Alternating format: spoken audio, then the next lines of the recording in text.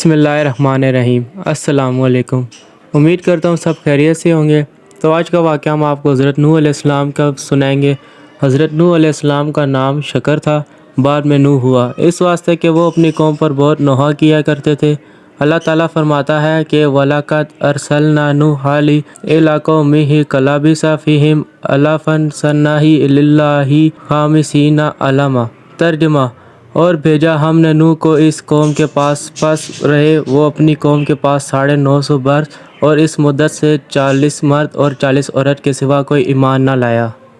अमर इलाही से हज़रत नूह अलैहिस्सलाम हर रोज़ पहाड़ की चोटी पर चढ़कर अल्लाह ताला की तरफ हलफ अल्लाह को दावत हक देते और पुकार कर कहते, ला इलाहा इल्लल्लाहु व अना रसूलुल्लाह।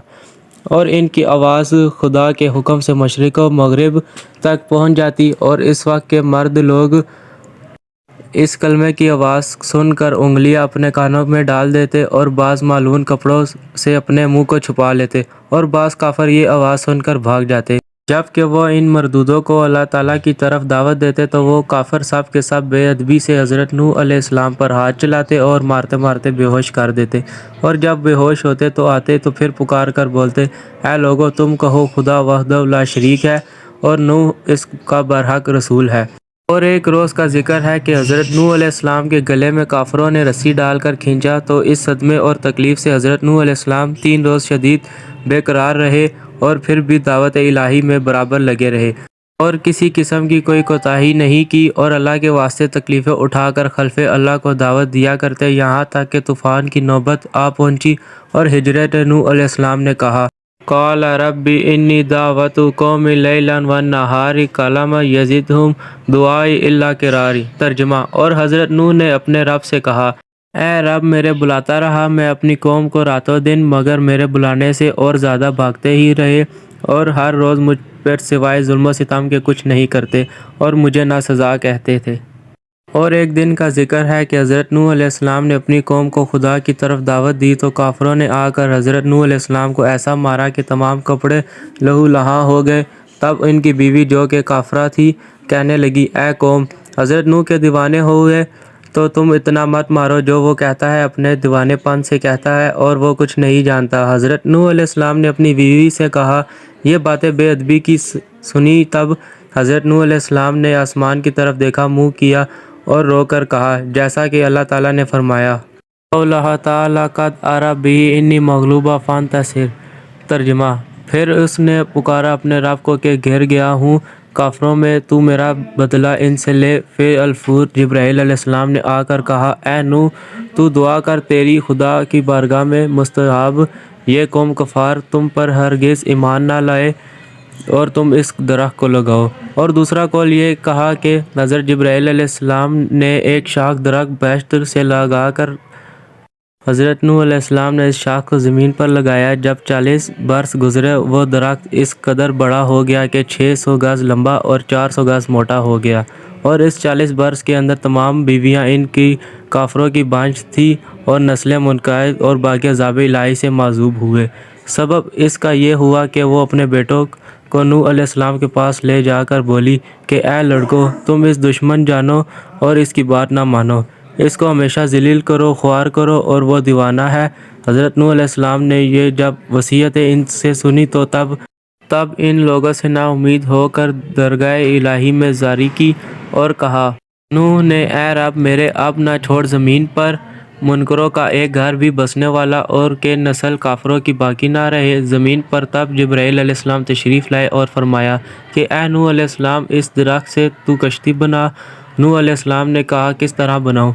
जिब्राईल अलैहिस्सलाम ने कहा, तू इस दरख्त को काट और चीर कर तख्ते बना, मैं तुझे बताऊँगा। नूह अलैहिस्सलाम ने इस दरख्त को काटा और चीर कर तख्ते बनाए। अल्लाह ताला ने फरमाया, हमारे रूबरू एक कश्ती बना और ज़ालिमों के बारे में मुझसे कुछ ना बोल, ये तो बेशक गर्क होंगे, और तू इस दरख्तों के तख्तों से कश्ती बना और शाखों से इसकी मेखें लगा। हज़रत नूह अलैहिस्सलाम ने बमू जब तालीम हज़रत जिब्राईल अलैहिस्सलाम के दरोगरी सीख कर इस दरख्त के तख्ते बनाए। पहले तख्ते पर नाम आदम अलैहिस्सलाम, और दूसरे तख्ते पर नाम शीस अलैहिस्सलाम, और तीसरे तख्ते पर नाम इदरीस अलैहिस्सलाम, और चौथे तख्ते पर नाम नूह अलैहिस्सलाम, और पाँचवें तख्ते पर नाम मूसा अलैहिस्सलाम, और छठे तख्ते पर नाम صالح علیہ السلام اور 7ویں تختے پر ابراہیم علیہ السلام کا نام، اور اسی طرح 1,24,000 تختے نام سے 1,00,000 پیغمبروں کے نام نکالے، یعنی کہ ہر تختے پر ایک پیغمبر کا نام لکھا تھا۔ اور آخری تختے پر نام حضرت محمد صلی اللہ علیہ وسلم کا تھا، جو خاتم الانبیاء ہیں۔ حضرت نوح علیہ السلام حضرت جبرائیل علیہ السلام کی تعلیم سے کشتی بنائی۔ طول اس کشتی کا 1,000 گز اور عرض اس کا 400 گز تھا۔ جب کشتی تیار ہوئی تو اس کشتی کو دیکھ کر کافر لوگ بہت ہنسے اور افسوس کرنے لگے، جیسا کہ حق تعالیٰ نے فرمایا۔ اور نوح علیہ السلام کشتی بناتے تھے، اور جب اس قوم کے سردار اس جگہ سے گزرے تو ہنسی کرتے، اور اس پر نوح نے ان سے کہا کہ اگر تم ہنسی کرتے ہو تو ہم تم پر ہنستے ہیں کہ تم جیسے تم پر ہنستے ہو، اور اب آگے جان لو کہ کس پر عذاب آتا ہے، عذاب رسوا کرنے والا اور ہمیشہ رہنے والا۔ یہ فائدہ تفسیر میں لکھا ہے کہ کافر ہنستے تھے اور خشک زمین میں غرق ہونے کا بچاؤ کرتا ہے، اور حضرت نوح علیہ السلام اس چیز پر ہنستے تھے کہ دیکھو ان کے سر پر موت کھڑا ہے اور یہ لوگ ہنستے ہیں۔ غرض کشتی تیار ہو گئی اور اس میں 4 تختے کام ہو گئے۔ حضرت نوح علیہ السلام نے حضرت جبرائیل علیہ السلام سے کہا تو جبرائیل علیہ السلام نے کہا کہ حضرت محمد صلی اللہ علیہ وسلم خاتم الانبیاء ہیں۔ 4 تختے ان کے 4 دوست کے نام سے، ان کے نام حضرت ابو بکر صدیق رضی اللہ تعالیٰ عنہ، دوسرے حضرت عمر بن خطاب رضی اللہ تعالیٰ عنہ، تیسرے حضرت عثمان غنی رضی اللہ تعالیٰ عنہ، اور چوتھے حضرت علی رضوان اللہ تعالیٰ اجمعین کے نام لگانا چاہیے، اور پھر کشتی تمہارا اللہ تعالیٰ کے فضل و کرم سے محفوظ رہے گی اور نجات پائے گی۔ اور جس مومن کے دل میں حضرت محمد صلی اللہ علیہ وسلم کی محبت اور ان کے 4 یار کی محبت ہوگی، وہ آتش دوزخ سے نجات پائے گا۔ اور فرمایا، اے نوح علیہ السلام، دریائے نیل میں درخت ہے، کسی کو بھیج کر وہاں سے منگوا کر اس کے 4 تختے بنا 4 یاروں کے نکال کر اس میں لگا دو۔ اور تب نوح نے اپنے بیٹے کو کہا، انہیں نہ مانا اور بولے کہ اوج بن انق کو بھیج دو، وہ ہم سے زیادہ قوت رکھتا ہے اور اسی راہ کو خوب جانتا ہے۔ اور اسی وقت حضرت نوح علیہ السلام نے اوج بن انق کو بلوایا اور کہا کہ تو فلانے درخت کو دریائے نیل سے لائے گا اور میں تجھ کو کھلا کر آسودہ کروں گا۔ اوج بن انق نے کہا، میرے ساتھ عہد کرو۔ حضرت نوح علیہ السلام نے اس سے عہد کر لیا۔ اوج بن انق نے جا کر اس درخت کو جڑ سے اکھاڑا لا دیا، اور تب حضرت نوح علیہ السلام نے 3 روٹیاں جو کہ نکال کر اسے کھانے کو دی۔ اوج بن انق نے انہیں دیکھ کر ہنس دیا اور کہا، اے نوح علیہ السلام، میں 12,000 روٹیاں ایک وقت کھا لیتا ہوں اور میں اپنے کھانے کا کیا حساب دوں؟ یہ 3 قرص جو سے مجھے کیا ہوگا؟ اور ایک خبر میں بتایا گیا کہ اوج بن انق عمر بھر کل شروب سے کبھی سیر نہ ہو سکا۔ حضرت نوح علیہ السلام نے کہا کہ اگر تم شکم سیری چاہتا ہے تو بسم اللہ پڑھ کر کھا۔ تب اس نے بسم اللہ پڑھی اور کھانا شروع کیا، چنانچہ اسے 2 روٹی کھانی شروع کی تھی اور لقمے بنا ہی رہا تھا کہ وہ اب کھانے کی حاجت نہیں رہی۔ اس میں اس کو شکم سیری ہو گئی، اور بعد نوح علیہ السلام نے اس درخت سے 4 تختے نکال کر اول بنام حضرت ابو بکر صدیق رضی اللہ تعالیٰ عنہ، دوسرا تختہ حضرت عمر بن خطاب رضی اللہ تعالیٰ عنہ، تیسرا تختہ حضرت عثمان غنی رضی اللہ تعالیٰ عنہ، اور چوتھا تختہ حضرت علی رضوان اللہ تعالیٰ اجمعین کے نام سے لگائے، اور ان 4 تختوں کے لگانے سے کشتی تیار ہو گئی۔ بعد جبرائیل علیہ السلام نے فرمایا، اے نوح علیہ السلام، تو بیت المور کی زیارت کر، اللہ تعالیٰ اس کو اٹھائے گا۔ اور وہ زیارت کر کے آئے تو فرشتے نے آسمان چارم پر اٹھا لیا۔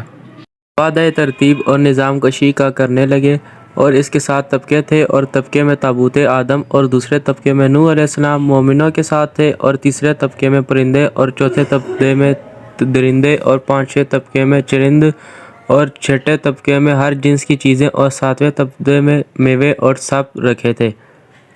پس حضرت جبرائیل علیہ السلام نے فرمایا، اے نوح، علامت طوفان کی یہ ہے کہ تمہارے گھر کے تنور سے گرم پانی ابلے گا۔ تب ایک روز ان کی بیوی روٹی پکا رہی تھی تو تندور سے گرم پانی ابل پڑا، اور جلدی سے ان کی بیوی نے ان کو خبر دی۔ یہاں تک کہ پہنچا حکم ہمارا، اور جوش مارا تنور نے کہا، ہم نے چڑھا لو اس پر ہر قسم کا جوڑ اور اپنے گھر کے لوگوں کو، مگر جس پر پہلے پڑ چکی بات، اور جو ایمان لایا اور جو نہیں ایمان لایا مگر تھے، مگر تھوڑے سے۔ حضرت جبرائیل علیہ السلام نے فرمایا، اے نوح، ایک جوڑا ہر جانور کا کشتی میں رکھ لو۔